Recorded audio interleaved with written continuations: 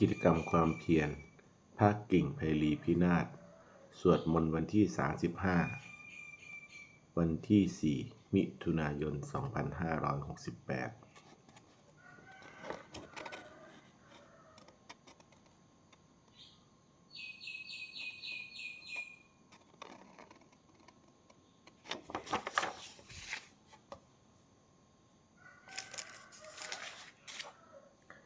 บัดนี้วันที่4มิถุนายน2568เป็นวันที่35ที่ข้าพเจ้านายธนากร ลักน้ำเที่ยงขอถวายเสียงสดสาธยายพระสูตรพระปริตรและมนต์ต่างๆถวายเป็นพุทธบูชาธรรมบูชาสังฆบูชาและอาจาริยบูชาแด่ครูบาอาจารย์ทั้งหลายขอจิตของข้าพเจ้าจงตั้งมั่นมีสติระลึกได้มีสมาธิจดจ่อในอักขระพยัญชนะในบทสวดอย่างต่อเนื่องด้วยเทินบทที่1อรหังสัมมาสัมพุทโธภควาพุทธังภควันตังอภิวาเทมิสวากขาโตภควตาธัมโมธัมมังนามัสสามิสุปฏิปันโนภควโตสาวกสังโฆสังฆังนามามิบทที่2อรหังสัมมาสัมพุทโธสุจิรังปารินิพพุตโตกุเนหิทารามาโนทานิปรามีหิจาทิสติยาวาชีวังอหังพุทธังธัมมังสังฆังสรณังคโตปูเชมิรัตนัตยังธัมมังจารามิโสทินาบทที่3สมันตาจักวาเลสุอัตตราคัญชันตุเทวตาสัทธมังมุนีราชันสาสุนันตุสักขโมคทังสักเคกาเมจารูเปคิริสิขารตาเทจันตาริเควิมาเนทีเปรเทจคาเมตารุวนาคาหาเนเคหาวัตถุมิเคเตหุมาจะยันตุเทวาชาราถาลวิสเมยขาคันทัพพนาคาติทันตาสันติเกยามุนีวราจนังสาทโวเมสุนันตุธรรมสวนาการโรอายัมปทันตาธรรมสวนาการโรอายัมปทันตาธรรมสวนาการโรอายัมปทันตาบทที่4นะโมตัสสะภะคะวะโตอะระหะโตสัมมาสัมพุทธัสสะนะโมตัสสะภะคะวะโตอะระหะโตสัมมาสัมพุทธัสสะนะโมตัสสะภะคะวะโตอะระหะโตสัมมาสัมพุทธัสสะบทที่5พุทธังสรณังคัจฉามิธัมมังสรณังคัจฉามิสังฆังสรณังคัจฉามิทุติยัมปิพุทธังสรณังคัจฉามิทุติยัมปิธัมมังสรณังคัจฉามิทุติยัมปิสังฆังสรณังคัจฉามิตติยัมปิพุทธังสรณังคัจฉามิตติยัมปิธัมมังสรณังคัจฉามิตติยัมปิสังฆังสรณังคัจฉามิบทที่6นัตถิเมสรณังอัญญังพุทโธเมสรณังวรังเอเตนะสัจจวัชเชนะโสทิเมหุนตุสัพพทานัตถิเมสรณังอัญญังธัมโมเมสรณังวรังเอเตนะสัจจวัชเชนะโสทิเมหุนตุสัพพทานัตถิเมสรณังอัญญังสังโฆเมสรณังวรังเอเตนะสัจจวัชเชนะโสทิเมหุนตุสัพพทาบทที่7พุทธังนะเมรัตนะตะสารีระจิตตังธัมมังนะเมรัตนะตะวิสุทธิสารังสังฆังนะเมรัตนะตะปุสุสีลทิฏฐิเอตังนะเมติรัตนังรัตนัตยวหังสัมมาสัมโมสาลิตวัตถุวิเศษภูตังอัญโยยายุตตะคุณโยคะวะสัปปวัตตังอสุมิตยัมหิปิตเทวยถาติทันเทเอกังวินาตทิตาเสละสมะสัมภเวนะโลเกกทาจิจะจิเลนปะปาตุภูตังคัมภีรยานวิสยังอติทะสัทธังวินโยหิปฏิตะชะเนหิวิชันนะรูปังโลกัมหิเกหิจิกตัญจุปัปพะนิยังเกสัญจิสุทุวิธิตังกุณกายตายะนาเมหิเยวะชนะตายะวิสุสุตัมปิสามุปัสสตังมนาสิสุทธปัสสะทานังปุญญติกานะมะสมุตตมะปุญญภูมังทุกขาปมุตจนะมุขาสารนังคตานังปูชาละเหสุรัตปารามังอภิปูชเนยยังนิพพานะสัจฉิกิริยายุปานิสยัตถังสัมมากิเลสมะละโสธนะสิทธิยาจะสาธุหิอัตถกุละ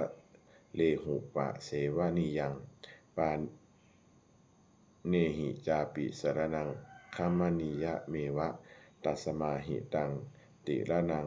สะระนังคตัมหะลัตตินทิวังคะนะเนสุนมัสสมานาปูเชมาจาปิสัสสตังสุปสันนะจิตตาตถานุปา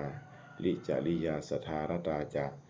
ปุญเยนะตัทธาสุกะเตนะสุขีภะเวมุเตเชนะตัสสะจะสทาปิสุวัติโหตุโยเจธาธรรมวินะยัมหิปะมานะปูโตโลกุตตราพิสมโยนิยโตสุโพชังตัสโสปานิสัมมยะจะยายะอายัมปิโหตุวัตถุตเยปาลิจิตโตสุปทาทะการโร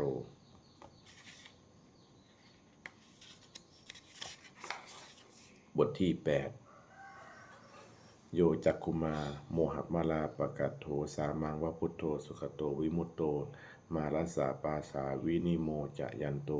ปาเปสิเขมังชนะตังวิเนยยังพุทธังวรันตังศิรสานามามิโลกัสสะนากันจะวินายกันจะตันเตชะสาเตชยสิทธิโหตุสัพพันตรายาจะวินาสเมนตุธัมโมทะโชโยวิยตัสสะสัตถุทัสเสสิโลกัสสะวิสุทธิมัคคังนิยานิโกธรรมะทะรัสสะธารีสาตาวะโหสันติกโรสุจินโนธัมมังวรันตังศิรสานามามิโมหัปปะทาลังอุปสันตทานังหังตันเตชะสาเตชยสิทธิโหนตุสัพพันตรายาจะวินาสเมนตุสัทธัมมะเสนาสุขตานุโคโย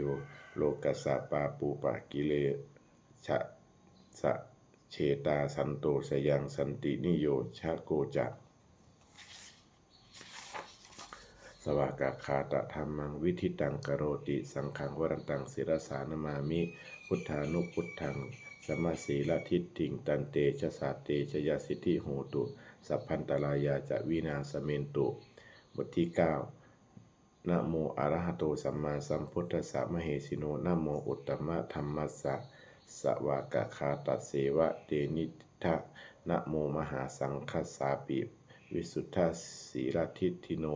นะโมโอมาตายารัตถัสสะรัตนัตยะสาธุกังนะโมโอมากาตีตัสสะตัสสะวัตถุตยัสสปินะโมการาปภาเวนะวิคันชันตุปัทวานะโมการานุภาเวนะสุวัติโหตุสัพพทานะโมการาสะเตเชนะวิทิมหิโหมิเตชะวา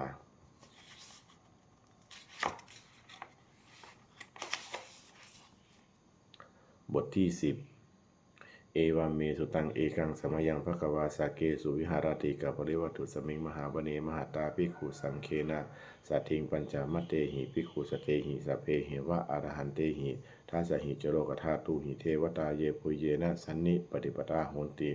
ภควันตังทัศนายาภิกขุสังคัญจะ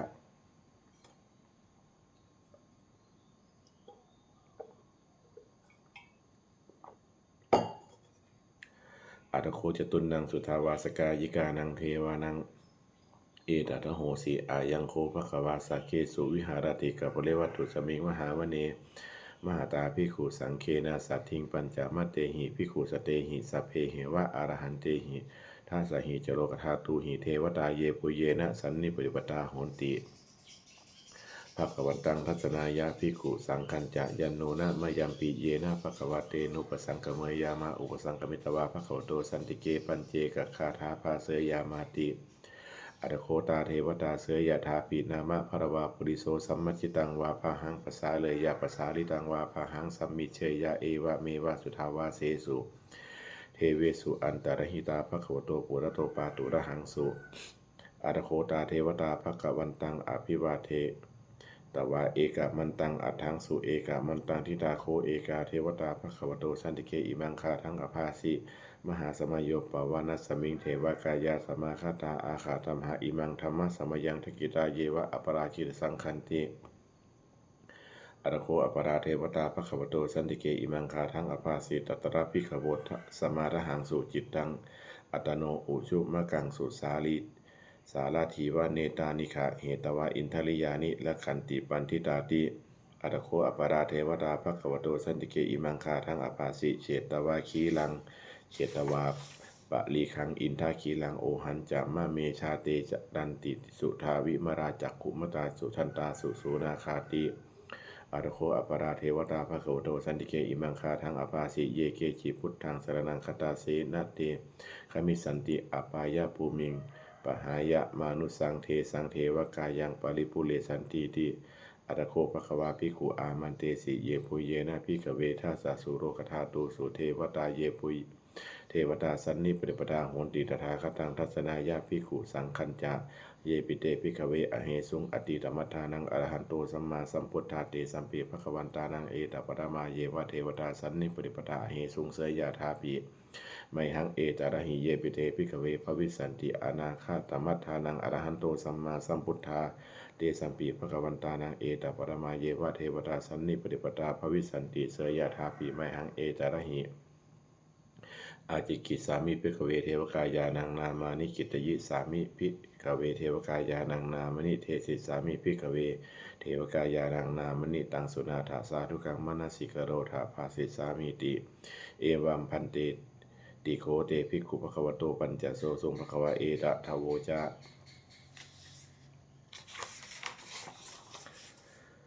สีโลกามนุกัสสามิยถาภูมิตถาสิตาเยสิตาคิริขพารังปหิตตาสมาหิตาปุถุสีหาวาสันลีนาโลมะหังสาภิสัมพุโน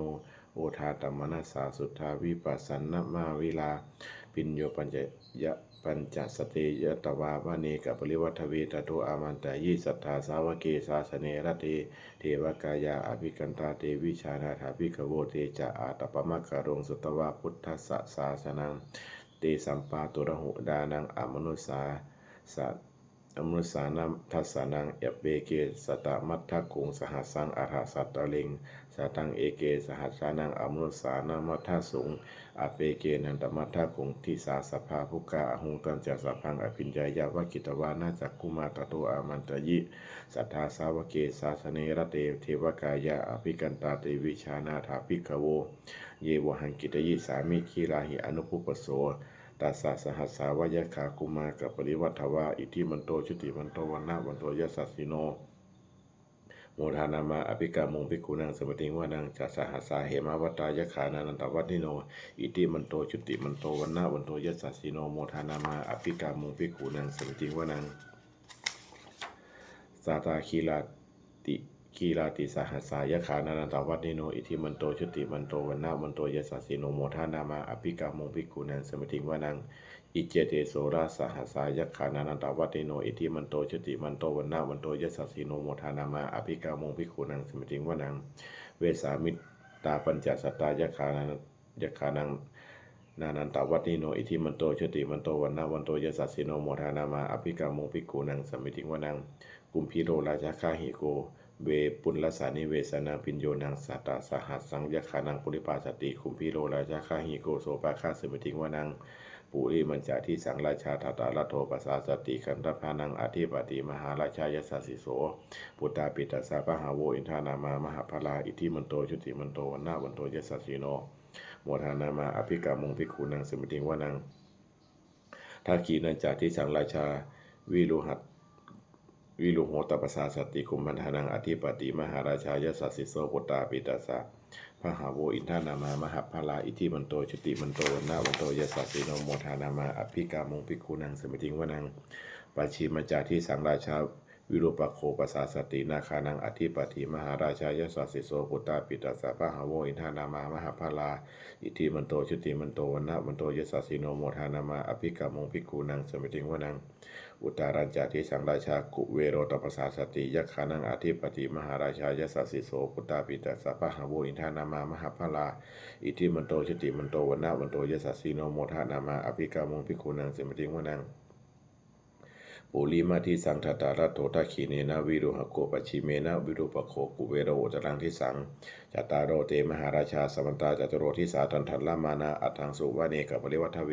เตสังมายาวิโนทาสาอาคูวัจจนิกาสัทธามายากุเวนทุเวเลนทุวิภูจาวิโตสหะจันทโนกามาเสโทจากกินนุมันทุนิมันทุจาปานาโทโอปามันโยจะเทวสุโตจะมาตาลิจิตตาเสโนจะคันทัพโพนะโรราชาชโนสัพโพ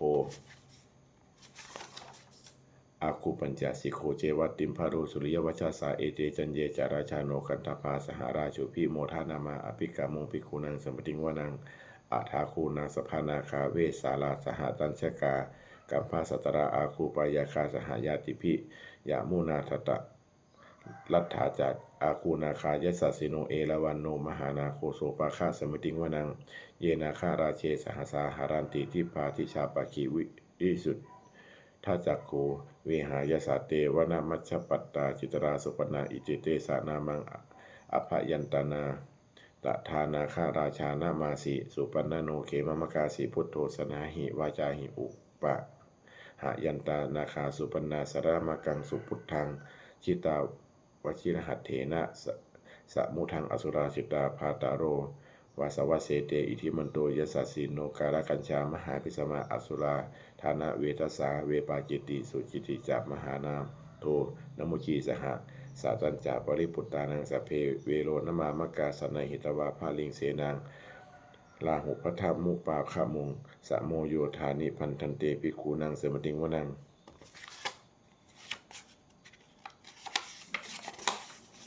อาปูจะเทวาปฐวีจะเตโชวายโยตถาคามุงวารุณาวารุราเทวาสมโมจะยสาสหะเมตตาการุณากายิกาอาปูเทวายสัสสิโนทัสเสเตทัทากายาสเพนานันตวัตนิโนอิทิมันโตชุติมันโตวันนะวันโตยสัสสิโนโมทานามาอภิกามงภิกขุนังสมติงวนังเวตุจะเทวาสหลีจะอาสมาจะทุเวยมาจันทสุปนิสาเทวาจันทมาคุปุรคิตาสุริยสุปนิสาเทวาสุริยมาคุปุรคิตานักขตานิปุรคิตวาอาคูมันทวะลาหากาวาสุนังวาสโวเสโตสักโกปาคาปุรินทโตทัสเสเตทัทากายาสเพนานันตวัตนิโนอิติมันโตชุติมันโตวันนะวันโตยสัสสิโนโมทานามาอภิกามงภิกขุนังสมติงวนังอะทาคูสาคูเทวาชารามาคิสาลิวะอริทกาจะโลชาจะอุมาบุพานิพาสิโนวารุณาสหธรรมาจะอจุตาจะอเนชกาสุริยะลุจิระอาคูวาสวเนสิโนทัสเสเตทัทากายาสเพนานันตวัตนิโนอิทิมันโตชุติมันโตวันนะวันโตยสัสสิโนโมทานามาอภิกามงภิกขุนังสมติงวนังสัมมานามหาสัมมนามานุสามานุสุตมาทิคาปตุสิกาอาคูอาตุมโนปตุสิกาอาทาคูหรายโยเทวาเยจะโลหิตวาสิโนปาราคามหาปาราคาอาคูเทวายสัสสิโนทัสเสเตทัทากายาสเพนานันตวัตนิโนอิทิมันโตชุติมันโตวันนะวันโตยสัสสิโนโมทานามาอภิกามงภิกขุนังสมติงวนังสุกากรุมหาอรุณาอาคูเวขนาสาสหะโอทาตาไคหาปาโมคาอาคูเทวาวิจักขณาสถามตาหารัคชามิสกาจยสัสสิโนทานายังอาคาปชุนโนโยติสาอภิวาสติทัสเสเตทัทากายาสเพนานันตวัตนิโนอิทิมันโตชุติมันโตวันนะมันโตยสัสสิโนโมทานามาอภิกามงภิกขุนังสมติงวนังเกมิยาตุหิตายามากัตกาจยสัสสิโนลัมพิตกาลามาเสถาโชตินามาจะอาสวานิมมานาทีโนอาคูอัฏฐาคูปรณิมิตาทัสเสเตทัทากายาสเพนานันตวัตติโนอิทิมันโตชุติมันโตวันนะวันโตยสัสสิโนโมทานามาอภิกามงภิกขุนังสมิติงวนังทัสเสเตเทวานิกายาสเพนานันตวัตนิโนนามันวะเยนะอาคันฉุงเยจันเยสัทิสาสหะปาวุฒชาติมาคีลังโอคาตินะนาสวังทัเคโมคาตารังนาคังจันทวรังอจิตาจิตังสุพัมปรมัตโตจาปุตตาปิอิทิมโตสหสันนังกุมารโรติโสจาโสปะคาสมติงวนังสหัสสะพมาโลกานังมหาปมาทิฏฐิทัตติอุปปโนชุติมันโตพิสมากายโยยสัสสิโสทาเสธาอิสราคูปัญจกาวาสะวัติโนเตสัญจามัชชัตโตอาคาหาริโตปริวาริโตเตจัสสเพอภิกันเตสินเทเวสภามาเกมาราเสนาอภิกามิปัสสะกันหัสสามัทิยังเยธาคะอนาถาปันทธาราเคนะปันธมุทโวสมันตาปริวาเลธามาโวมุจิโกชินังอิติตถามหาเสโนกันหาเสนังอเปชยิปานินาตาละมาหันจัสสารังกัตวานะเพระวังยถาปวุสะโกเมโคทนะยันโตสาวิชุโกตถาโสปัจจุทาวัตติสังกุโสอัจยังวเสจันจาสาพังอภิญญายะวกิตวานาจักกุมาตโตอมันตยิสัทธาสาวเกสาสเนระเดมาราเสนาอภิกันตาเตวิชานาถาปิภิกิขโวเตจะอาตาปมะการุงสุตวาพุทธศาสนังวิตะลาเคหิปกามงเนสังโลมังปิอิจายุงสเพวิชิตะสังคามาพยาติตายสัสสิโนโมทันติสหภูเตหิสาวกาเตชเรสุตาติ บทที่11อเสวนาจะพารานังปันทิตานันจะเสวนาปูชาจะปูชนียานังเอตัมมังคณมุตตมังปฏิรูปเทสะวาโสจะภูเพจะกตปุญญาตาอัตตะสัมมาปณิทิจะเอตัมมังคณมุตตมังพาหุสัญจะสิปัญจะวินโยจะสุขิคิโตสุภาสิตาจะยาวาจาเอตัมมังคณมุตตมังมาตาปิตุอุปัฏฐานังอุปุตตะทารัสสะสังคโหอนาคุลาจะกัมมันตาเอตัมมังคณมุตตมังทานันจะธรรมจริยาจะยาตกานันจะสังคโหอนาวัชชานิกัมมานิเอตัมมังคณมุตตมังอารติวิรติปาปามัชฌปานาจะสัญญโมอปปมาโทจะธรรมเมสุเอตัมมังคณมุตตมังคาลาโวจะนิวานโตจะสันตุติจะกตัญญุตากาเลนะธรรมัสสวนังเอตัมมังคณมุตตมัง คันติจะโสวะจัสสตาสัมรนานันจะทัสนังกาเลนะธรรมสากัญชาเอตัมมังคณมุตตมังตโปจะพัมมจริญยัญจะอริยสัจจานัทัสนังนิพพานสัญชิกิริยาจะเอตัมมังคณมุตตมังพุทธัสสะโลกะธัมเมหิจิตตังยัสสะนะกัมปติอโศกังวิระชังเคมังเอตัมมังคณมุตตมังเอตาทิสานิกตวานะสัพพันตะปะมะราชิตาสัพพันธะโสทิงคันชันติตันเตสังนังคารมุตตมันติบทที่12ยังกินจิวิทังอิทะวาหุรังวาสาเคสุวายังรัตนังปณิตังนะโมสมังอติตถาคเตนะอิทัมปีพุทเทรัตนังปณิตังเอเตนะสาเจนะสวัติโหนตุขะยังวิลาคังอมตังปณิตังจัตถัสสคาสกยมุนีสมาหิโตนาเตนะธรรมเมนะสมัติกินจิอิทัมปีธรรมเมรัตนังปณิตังเอเตนะสัจเจนะสวัติโหนตุยังพุทธาเสโทปรวันนยีสุจิงสมาธิมานันตาลิกัญญมาโหสมาธินาเตนะสะโมนะวิชติอิทัมปีธรรมเมรัตนังปณิตังเอเตนะสัจเจนะสวัติโหนตุเยปุคลาอัฏฐสตังปัสสัทธาจัตตาลิเอตานิยุคานิโหนติเตทากินายาสุขัตสสาวกาเอเตสุทินานิมหาภาลานิอิทัมปีสังเครัตนังปณิตังเอเตนะสัจเจนะสวัติโหนตุเยสุปยุตตามนัสสาทาเพนะมิกามิโนโคตะมสาสนามิเตปฏิปัตตะอมตังวิไคหะอัฏฐามุทานิพุตติงพุชฌานามาอิทัมปีสังเครัตนังปณิตังเอเตนะสัจเจนะสวัติโหนตุกีนังปุรานังนวังนัตถิสัมภวังวิรัตตจิตตายะติเกภวสมิงเตขีนาพีชาอวิรุหิชันธานิพันติทีลายถายัมปทีโปอิทัมปีสังเครัตนังปณิทังเอเตนะสัจเจนะสวัติโหนตุบทที่13อัตตาหะเวชิตังเสยโยยาจายังอัตตลาปชาอัตตทันตัสสะโปตัสสะนิจังกัญญตะจาลิโนเนวะเทโวนะคันทัปโปนะมาโรสหพัมมุนาชิตังอปชิตังกะยิราตถารูปัสสะชันตุโนบทที่14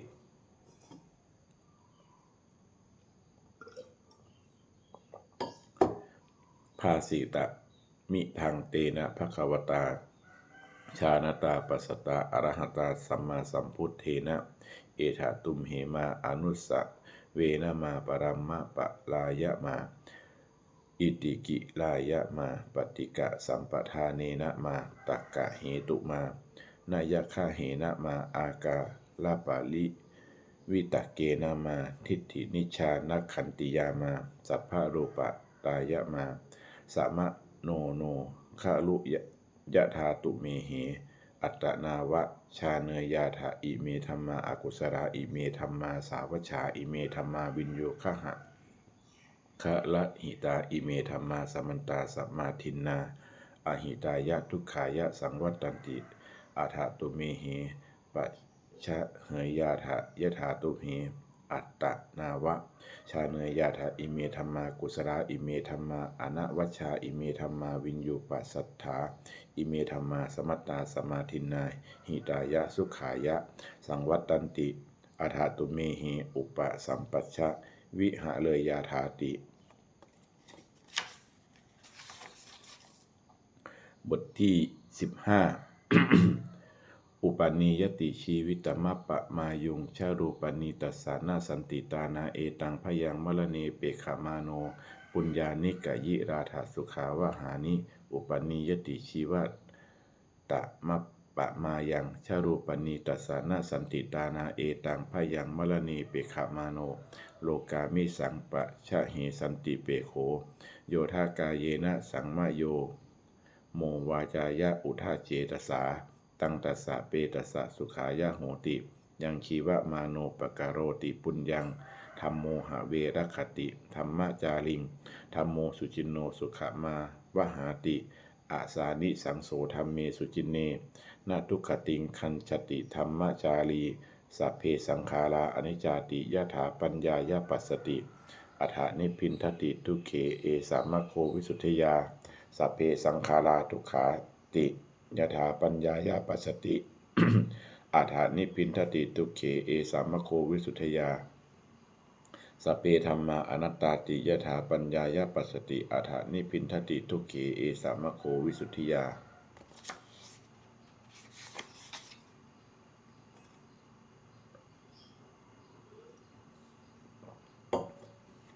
บทที่16อปันนัตกถานะเมเกทุติยังอาหุตากิกาเอตะทัญญายะเมธาวิตังคันเหยะอปันนกังพาหงเวสรนังยันติปภาตานิวนานิจะอาระมะรุขเจตยานิมนุสาพยตัดชิตาเนตังโคสรนังเขมังเนตังสรมุตตมังเนตังสรณะมาคัมมะสัมภัตทุกขาปมุจจติโยจะพุทธันจะธรรมันจะสังฆันจะสรนังคโตจัตตาริอริยสัจจานิสัมมาปัญญายปัสสติทุกขังทุกขะสมุปปาทัง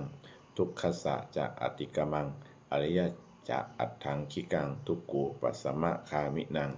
เอตังโขสรนังเขมังเอตังสรณมุตตมังเอตังสรณะมาคัมมะสัพพะทุกขาปมุจจติ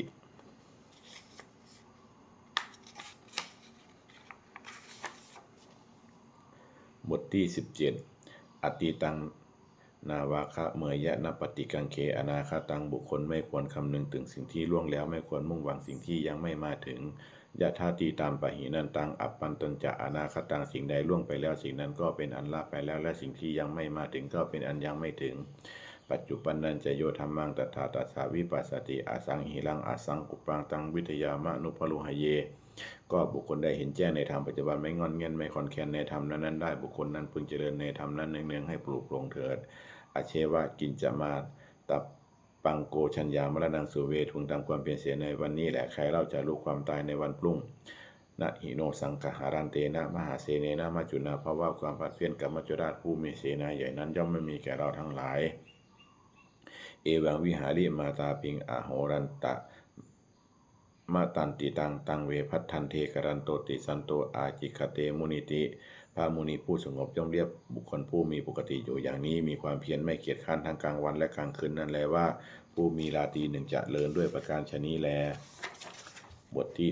18ชาราธรรมโมหิชารังอนาติโตเรามีความแก่เป็นธรรมดาจะล่วงพ้นความแก่ไปไม่ได้พระยาธิธรรมโมหิพระยาทิงอนาติโตเรามีความเจ็บไข้เป็นธรรมดาจะล่วงพ้นความเจ็บไข้ไปไม่ได้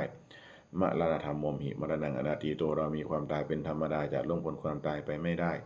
สัพเพหิเมปิเยหิมนาเปหินานาภาโววินาภาโวเราจะเล่าเป็นต่างๆคือว่าเราจะต้องพัดพากจากของรักของเจริญใจทั้งหลายทั้งปวง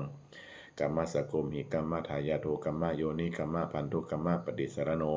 เรามีการเป็นของตนมีการเป็นผู้ให้ผลมีการเป็นแดนเกิดมีการเป็นผู้ติดตามมีการเป็นที่พึ่งอาศัยยังกัมมังกลิสามิกัลยาณังวาปาปกังวาตัสสะทายาโทภวิสามิเราทำกรรมอันใดไว้เป็นบุญหรือเป็นบาปเราจะเป็นทายาทคือว่าเราจะต้องได้รับผลของกรรมนั้นสืบไปเอวังอเมหิอภินังปัญจเวคิตพังเราทั้งหลายควรพิจารณาอย่างนี้ทุกวันเถิดบทที่19ทุกขปัตตาจนิทุกขาพยปัตตาจนิพยาโสกปัตตาจนิโสกาหนตุสัพเพปิปานิโนเอตาวตาจะอาเมหิสัมปะทังบุญญสัมปทังสัพเพเทวานุโมทันตุสัพพะสัมปสิทธิสิทธิยาทานังทัทันตุสัทธายะสีลังลักขันตุสัพพทาภาวนาพิรตาโหนตุคันจันตุเทวตาคตาสัพเพพุทธาพระปตาปเจกานันจะยังพลังอรหันตานันจะเตเชนะลักขัมมันทามิสัพพโส บทที่ 20 หันธมยังปฏิฐานาคาถายโยพนามเสยาเทวตาสันติวิหารวาสินีทูเปตะเรโพธิตะเรตะหิงตะหิงตาธรรมทาเนนะภวันตุปูชิตาโสทิงกโรนตุเตถะวิหารามันทะเรเทราจมัชชานวากาจภิกขโวสารามิกาทานาปติอุปาสกาคามาจะเทสานิคามาจะอิสราสปานาภูตาสุกิตาภวันตุเตชราผู้ชาเยปิจะอันทะสัมภวาสังเสทชาตาอัทโวปปาติกานิยานิกังธรรมวรังปฏิจเตสัพเพปิทุกขัสสะกโรนตุสังขยังธาตุจิรังสตังธัมโมธรรมัทธราจปุคราสังโฆโหตุสมะโควะอาทายะจะหิตายะจะอัมเหลักขตุสัพธัมโมสัพเพปิธรรมจาริโนวุทิงสัปปานุเนยยามะธัมเมอริยปะเวทิเตบทที่ 21 หันธมยังปฏิฐานะคาถาโยพนามเสปุญญสิธานิกัตตัสสะยานัญญานิกตานิเมเตสัญจะภาคิโนโหตุสัตตานันตาปะมานากาเยปิยาคุณวันตาจะไมหังมาตาปิตาทโยทิฏฐาเมจายะทิฏฐาวาอัญเยมัชชันตะเวริโนสัตตาติทันติโลกัสสมิงเตปุมมาจตุโยนิกาปเจกจตุโวกาลาสังสะรันตาภวาภเวยาตังเยกปฏินาธัมเมอนุโมทันตุเตสยังเยจิมังนัปปะชานันติเทวาเตสังนิเวทยุงมะยาทินนานะปุญญานังอนุโมทนะเหตุนาสัพเพสัตตาสทาโหนตุอเวราสุขชีวิโนเขมะปะทันจะปะโปนตุเตสาสาชิตตังสุภาขอสัตว์ทั้งหลายไม่มีที่สุดไม่มีประมาณจงเป็นผู้มีส่วนแห่งบุญที่ข้าพเจ้าได้ทำในบัดนี้และแห่งบุญทั้งหลายอื่นที่ข้าพเจ้าได้ทำแล้วคือชนเหล่าใดเป็นที่รักผู้มีคุณมีมารดาและบิดาของข้าพเจ้าเป็นต้นที่ข้าพเจ้าได้เห็นหรือแม้ไม่ได้เห็นและสัตว์ทั้งหลายอื่นที่เป็นกลางและมีเวรกันตั้งอยู่ในโลกเกิดในภูมิ3เกิดในกำเนิด4มีขันธ์5และขันธ์1และขันธ์4ท่องเที่ยวอยู่ในภพน้อยและภพใหญ่สัตว์เราได้ทราบกันให้ส่วนบุญของข้าพเจ้าแล้วขอสัตว์เหล่านั้นจงอนุโมทนาทานเองเถิดก็สัตว์เหล่าใดย่อมไม่ทราบการให้ส่วนบุญของข้าพเจ้านี้ขอเทพทั้งหลายจึงแจ้งแก่สัตว์เหล่านั้นเพราะเหตุคืออนุโมทนาบุญทั้งหลายที่ข้าพเจ้าให้แล้วขอสัตว์ทั้งปวงจงอย่ามีเวรขอให้อยู่เย็นเป็นสุขเสมอเถิดและถึงทางอันเกษมเถิดขอความหวังอันดีของสัตว์เหล่านั้นจงสำเร็จเถิดโดยอานุภาพแห่งสัจจะอธิษฐานอานุภาพแห่งความเพียรและอานิสงส์แห่งการบูชาพระรัตนตรัยด้วยการสาธยายบทสวดมนต์พระสูตรพระปริตและพระคาถาเหล่านี้ขอความสุขสวัสดีจงเกิดมีแก่ข้าพเจ้าขอให้พ้นจากทุกภัยทั้งปวงขอให้ข้าพเจ้าเจริญทั้งทางโลกและทางธรรมขอโดยเทพเทวดาทั้งหลายโปรดอนุโมทนาในการสวดสาธยายมนต์และธรรมะเหล่านี้เมื่ออนุโมทนาแล้วโปรดอำนวยพรให้แก่ข้าพเจ้าและวัตถุมงคลพระกิ่งไพลีพินาศโดยมูลนิธิสมเด็จพระญาณสังวรวัดบวรนิเวศวิหารตลอดจนวัตถุมงคลทั้งหลายที่3สิ่งสร้างขึ้นทั้งที่ผ่านมาและที่จะสร้างในอนาคตขอจงเปี่ยมด้วยอานุภาพแห่งพระปริตและคำมงคลในพระคาถาต่างๆขอจงสำเร็จศักดิ์สิทธิ์ทุกการเทินสาธุ